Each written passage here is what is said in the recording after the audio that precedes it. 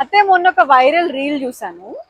అదొక స్కామ్ అంట. ఒక కస్టమర్ తన కార్ ట్యాంక్ కెపాసిటీ వచ్చేసి 27 లీటర్సే అంట. కానీ పెట్రోల్ పంప్ లో 32 లీటర్స్ పెట్రోల్ కొట్టారంట దాంట్లో. ఇది నిజంగా స్కామ్ అంటారా? కాదు కాదు, స్కామ్ కానే కాదు. గవర్నమెంట్ వెయిట్స్ అండ్ మెజర్స్ వాళ్ళ నిబంధనల ప్రకారం నీ ట్యాంక్ లో 100 లీటర్స్ పడుతుంది, కానీ దాన్ని 80 లీటర్స్కే కెపాసిటీ ఫిక్స్ చేస్తారు.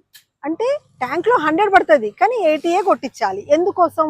అది మన సేఫ్టీ కోసమే. ఒకటి ఏంటంటమ్మా, మనం ఏది పెట్రోల్ బంక్ లో అండర్ గ్రౌండ్ ట్యాంక్ ఉంటుంది, చల్లగా ఉంటుంది. అది దాన్ని మన రన్నింగ్ కార్ స్పీడ్ లో వచ్చి అక్కడ ఆగి కొట్టించుకున్నప్పుడు చల్లగా ఉన్నది మన ట్యాంక్ లో వేస్తే అది విస్తరిస్తుంది.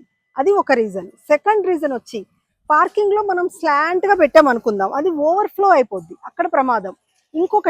ఇంకొక ప్రమాదం ఎప్పుడు అని అంటే, మనం స్పీడ్ గా వెళ్తున్నప్పుడు ఫుల్ ట్యాంక్ ఉంటే అటు ఇటు కదిలి ఎక్స్ప్లోడ్ అయ్యే అవకాశం కూడా ఉంటది. అందుకనే ఇట్లా ఫిక్స్ చేశారు. 100 పడుతుంది, కానీ 80 కొట్టించాలి. అర్థమైంది అత్తయ్య, క్లియర్ గా అర్థమైంది.